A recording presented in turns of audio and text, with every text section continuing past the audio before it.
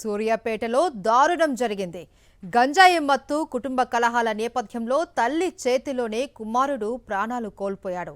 సూర్యాపేటలోని సుందరయ్య నగర్లో జరిగిన ఈ ఘటన స్థానికంగా కలకలం రేపింది.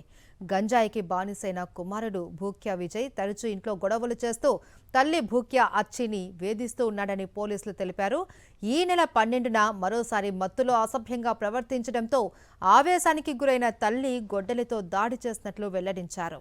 తీవ్రంగా గాయపడ్డ విజయ్ చికిత్స పొందుతూ హైదరాబాద్లో మృతి చెందగా కేసు నమోదు చేసిన పోలీసులు భూక్యా అచ్చిని అదుపులోకి తీసుకుని దర్యాప్తు చేపట్టారు.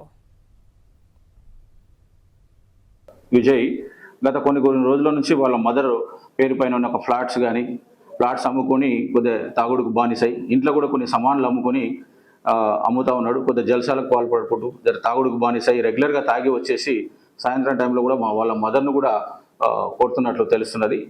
అక్కడ ఉన్న వాళ్ళంతా కూడా ఈ మదర్ పై సస్పెక్ట్ చెప్తా ఉన్నారు. ఆమెను కూడా మేము ఇమీడియట్గా కస్టడీలోకి తీసుకొని పూర్తి వివరాలు తర్వాత చెప్తాం.